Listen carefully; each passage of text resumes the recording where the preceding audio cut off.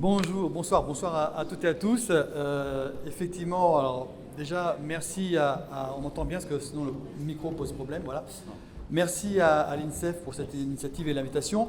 Alors oui, je vous rassure parce que je vais être plus court que ce que j'avais prévu. D'abord parce que l'intervention de Livia Parnès était excellente, très complète et reprend toute la première partie introductive que modestement je voulais vous présenter concernant les points forts de l'histoire et la présence donc des Juifs séfarades au Portugal. Donc on va déjà passer cette première partie et donc ça sera beaucoup plus court du coup.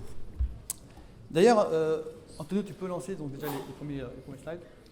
Vas-y, on va passer donc cette première introduction. Donc alors, on passe tout cela. Tu peux avancer, Encore. Ça c'est la vidéo, tu peux l'avancer. Alors pour la petite histoire d'ailleurs. La première fois que j'ai eu vraiment besoin de travailler sur l'histoire donc, des Juifs présents au Portugal et le patrimoine juif au Portugal, c'était pour un événement, le Forum Limoud en 2018 à Paris. Et au fur et à mesure que je me suis intéressé effectivement à tout ce qu'on a vu d'ailleurs tout à l'heure, c'est-à-dire sur la présence notamment donc, de cette entrée massive de à peu près 100 000, 120 000 juifs au Portugal, avec ce qui nous a été brillamment présenté tout à l'heure, et en plus notamment dans une partie spécifique du nord du Portugal, d'où je viens. Ajouter à cela le fait que mon nom de famille, du côté de ma mère et de mon père, aurait des origines, tout porte à croire que je coche plusieurs cases, et que donc je n'y échappe pas, je crois que j'ai des origines sûrement cachées, puisque il faut le réaliser, ce que disait tout à l'heure Livia, c'est que quand on parle de 100 000 ou 110 000 juifs, on parle à un moment d'histoire où il y a 1 million de Portugais au royaume du Portugal, et donc c'est une part importante de la population, et encore plus si on tient compte du fait qu'une grande partie est restée dans cette région de Trás-os-Montes, au nord du Portugal. Donc on imagine que là on parle de peut-être 25%, 30%, voire plus de la population. Et c'est de cette région que viennent mes parents donc, et ma famille. Donc voilà, c'est la petite histoire. Voilà. Et ceci étant dit, donc on va passer un petit peu rapidement la partie historique, puisque ça a déjà été dit, donc je ne vais pas répéter, puis j'ai compris qu'il faut qu'on fasse plus vite maintenant. Alors, tu peux avancer Antonio, s'il te plaît. Alors, il y a effectivement ce grand moment de ce qu'on appelle la Grande Migration, il y a l'Inquisition, 1492, 1497, le roi Manuel Ier, donc je ne vais pas revenir là-dessus. Peut-être juste, tu peux avancer s'il te plaît. Ah, il est bloqué. Encore le code? Mais on sait, c'est mairie 16... Ah, bon, c'est pas grave. Bon, c'est pas grave, parce que c'est dommage que j'avais une image à vous présenter qui concernait donc les... Voilà, tu peux avancer un petit peu, on va passer l'histoire, puisque... Alors, ça a déjà été dit et brillamment dit, donc je ne ferai pas mieux. Avançons encore, jusqu'à la Aliera. Voilà. Non, tu es allé un peu trop loin. Tu peux reculer un petit peu, s'il te plaît, excusez-moi. Parce que ça n'a pas encore été dit. Recule encore un petit peu. Encore. Voilà. C'est assez amusant parce que pendant longtemps, dans ma jeunesse, c'est un de mes mets préférés de la gastronomie portugaise, l'alheira. C'est fait de volaille et de pain, si je puis dire. Et en fait, tout vient de l'époque donc, des maranes, des crypto-juifs au Portugal, puisque devant se cacher de leur confession, donc, ils pendaient aux fenêtres ces alheiras, ces saucisses, pour faire croire que c'était des saucisses donc, de porc, de cochon, et que donc ils n'étaient pas des juifs, crypto-juifs. Et c'est de là qu'a été lancé ce mets donc, de la gastronomie portugaise, l'alheira. Et croyez-moi, il y a beaucoup de Portugais qui ne connaissent pas l'histoire, la vraie histoire de cette alheira. C'est juste une petite anecdote, on peut avancer, voilà, parce que l'histoire a été dite. On va passer donc maintenant un petit film pour vous... Peut-être, je crois qu'on n'a pas beaucoup évoqué cela avec Livia tout à l'heure. Aristide de Sousa Mendes.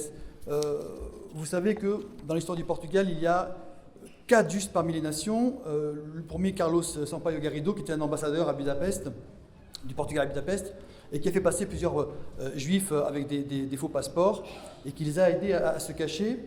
Il y a eu aussi le père Joaquim Carreira, qui a caché, hébergé, nourri une quarantaine de juifs.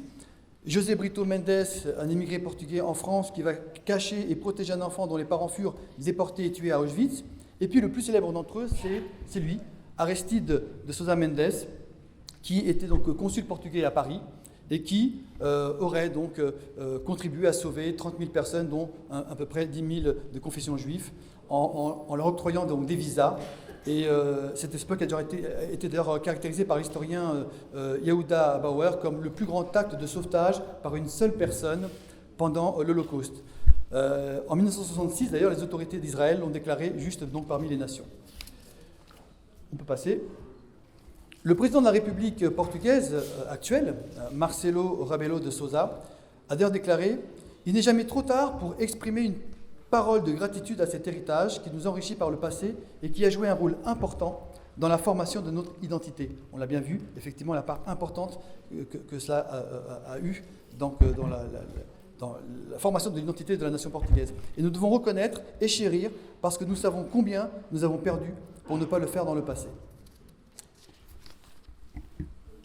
On peut lancer maintenant une petite vidéo et ensuite nous aborderons sur les 7 régions touristiques du Portugal les grands points. Je serai bref, rassurez-vous, en termes de patrimoine et de routes touristiques.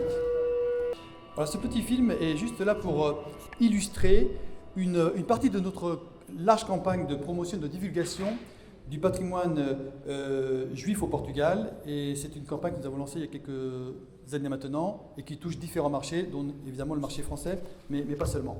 Alors, on va peut-être faire un tour du Portugal très rapide, juste pour vous donner un petit aperçu des principaux points de visite au Portugal si vous avez l'occasion de vous y rendre. Concernant donc le patrimoine juif séfarade au Portugal, donc à Porto, commençons par le nord. Donc vous voyez, le Portugal est constitué donc de 5 régions continentales que l'on voit ici, plus les archipels de Madère et des Açores. Alors commençons par le nord, tout au nord. Porto est le nord. Tu peux passer le slide.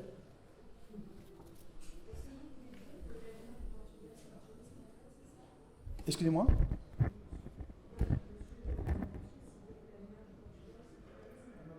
Que l'avenir du Portugal, c'est le tourisme ? Je ne sais, oui, c'est une très bonne question.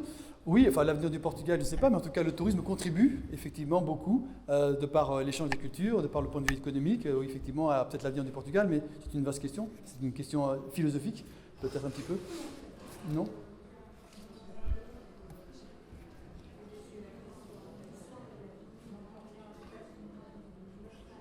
Oui.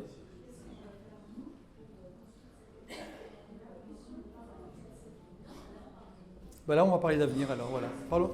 D'accord, très bien. Je ne sais pas si l'avenir c'est le tourisme, mais ça peut en faire partie en tout cas. Tout dépend comment on le voit. Alors Porto, donc la deuxième ville du Portugal, qui fut un centre important, on l'a vu avec ce qui a été présenté tout à l'heure, pour la communauté juive pendant le Moyen-Âge. Et dans le centre historique de Porto, qui est classé par l'UNESCO patrimoine mondial, se trouve donc la synagogue, en l'occurrence Fontaine de la Vie, Mekorheim, synagogue inaugurée en 1938, et on l'a vu tout à l'heure, donc je vais passer brièvement. Ça c'est au nord du Portugal. À Porto, il y a la vallée du Douro, la région donc, où se trouvent les vignobles de vin de Porto. C'est à peu près à partir de 3 quarts d'heure de route de la ville de Porto. Et là, vous avez effectivement aussi la Tour de Moncorvo, Lamego, quelques villes où l'on trouve des présences juives. Et la population de confession juive était un élément important dans la vie sociale et politique dans diverses régions donc, du nord et nord-est. Bragança, qui se trouve aussi au nord du Portugal, tu peux passer, pardon. Bragança est devenu aussi depuis des siècles l'un des piliers d'une réalité particulière de crypto-judaïsme. Et c'est une très belle ville aussi à inclure dans votre itinéraire. Passons maintenant à la deuxième région, la région centre du Portugal, où l'on trouve notamment Belmonte. Je pense que certains d'entre vous qui ont déjà eu l'occasion d'aller au Portugal ont forcément visité Belmonte. C'est la ville portugaise où il y a eu la plus forte présence juive. On y trouve la synagogue, alors excusez-moi la prononciation, Bet Aliaou, qui accueille le musée juif. Le musée rencontre l'histoire aussi de l'opposition des juifs, Maran, crypto-juifs et nouveaux chrétiens. Tu peux passer, s'il te plaît, les slides. Voilà. Tu peux passer encore. Après, nous avons Guarda, toujours au centre du pays, où l'on trouve l'ancien quartier juif qui est déjà connu au XIIe siècle. Vous avez également Troncoso, un autre petit village très mignon que je vous invite à visiter, où là vous avez donc 300 signes de croix sur les façades et les portes qui ont été identifiés dans ce village de Troncoso. Vous avez aussi le centre d'interprétation juive Isaac Cardozo, et la maison de Bandara, poète et prophète séfarade, qui a marqué l'histoire donc de la région. On descend vers Coimbra, et là on trouve la célèbre université, la plus ancienne du Portugal et parmi les plus anciennes d'Europe. Elle a accueilli 3 quartiers juifs, donc la ville de Coimbra.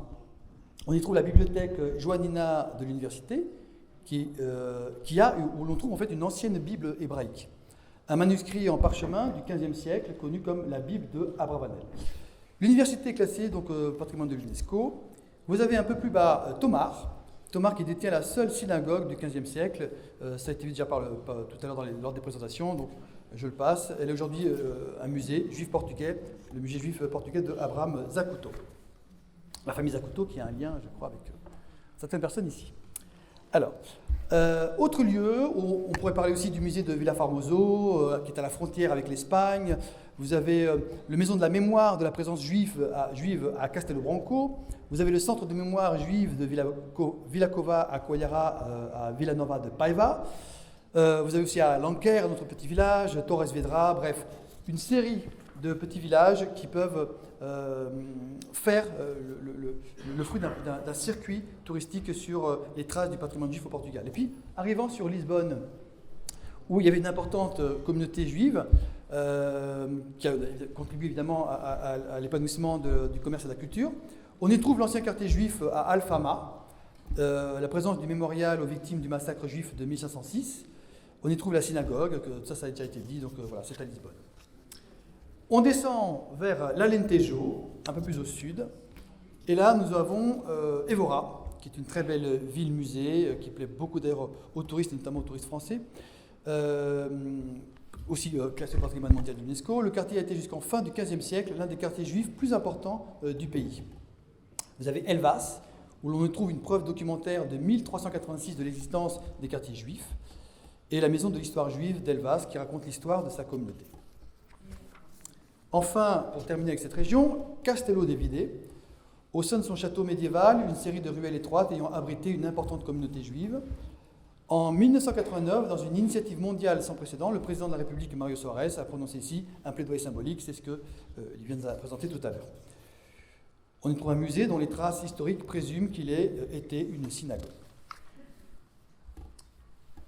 On continue la balade vers le sud, donc l'Algarve. Et là, à Faro, l'âge de découverte maritime a attiré beaucoup de juifs en Algarve, et Faro ainsi que Lagos, qui est un autre village de la région de l'Algarve, mais aussi Tavira, petit village de pêche très mignon, qui sont des villes où la présence des populations de confession juive a été vraiment très marquée. Il y a 106 tombes dans le cimetière israélien, dont 71 ont des pierres tombales avec inscription en hébreu.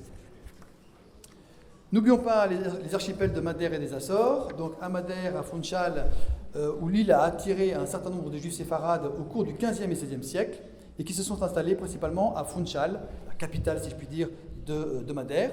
Les colons séfarades d'Amsterdam font référence à la famille de Homem Lopes de Madeira, à la fin du XVIe siècle, comme l'un des fondateurs de cette communauté néerlandaise. Et enfin, les Açores, autre archipel portugais, où à San Miguel, plusieurs familles juives établies dans les îles des Açores, au milieu de l'Atlantique du XVe siècle, durant la période des découvertes, et plus précisément au XIXe siècle, principalement sur les îles de Saint-Miguel, Terceira et Faya. On y trouve aussi le musée hébreu Assama Imam Sahar, Porte du Ciel, est abrité dans ce qui était la synagogue originale fondée en 1836 à Ponta Delgada. On peut passer. Merci Antonio. Alors, tout ça pour vous dire que vous avez compris, il y a beaucoup de choses à découvrir sur le patrimoine juif séfarade au Portugal. Pour vous faciliter la tâche, dans le cadre de votre organisation, sachez qu'il existe plusieurs associations ou tour opérateurs ou agences ou réceptifs qui se sont spécialisés et qui ont prévu dans leur offre des hôtels adaptés, des prestataires touristiques qui travaillent avec le marché de confession juive. Des familles viennent d'ailleurs d'Israël beaucoup s'installer, notamment au nord à Terras de Montes, des familles d'Israël qui viennent s'installer et qui ouvrent des hôtels, principalement en espace rural, des petites auberges. Donc n'hésitez pas. Les produits sont certifiés, évidemment, etc., etc. Donc il y a vraiment des spécialistes. C'en est un ici, Discover Portugal. En 10 ans, nous sommes passés de 5 000 touristes à peu près à 100 000 touristes de la communauté juive et nous avons un objectif de doubler ce chiffre et de passer à 200 000 touristes de la communauté juive au Portugal, beaucoup de France, mais aussi des États-Unis notamment et d'autres pays d'Europe.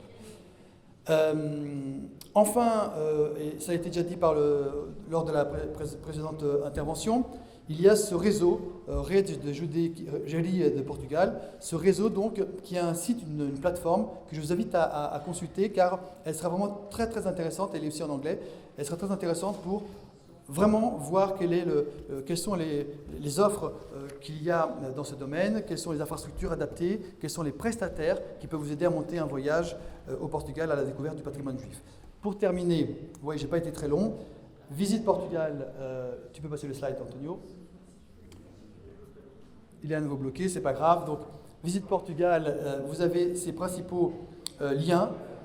D'une part, nous avons lancé une plateforme sur tout ce qui est patrimoine, patrimoine de la foi, et notamment, évidemment, tout un gros chapitre sur l'héritage judaïque. Vous avez aussi ce site qui est très bien fait, le Portuguese Network of Jewish Quarters, qui vraiment a beaucoup d'informations vraiment très utiles sur comment découvrir le Portugal. Et puis aussi notre site à nous, Visite Portugal, avec évidemment des rubriques très largement dédiées évidemment à cette histoire et à ce patrimoine. Voilà. J'ai fait court, j'espère, rapide. Merci. Très intéressant. Merci beaucoup. Merci à vous. Merci à vous. Merci.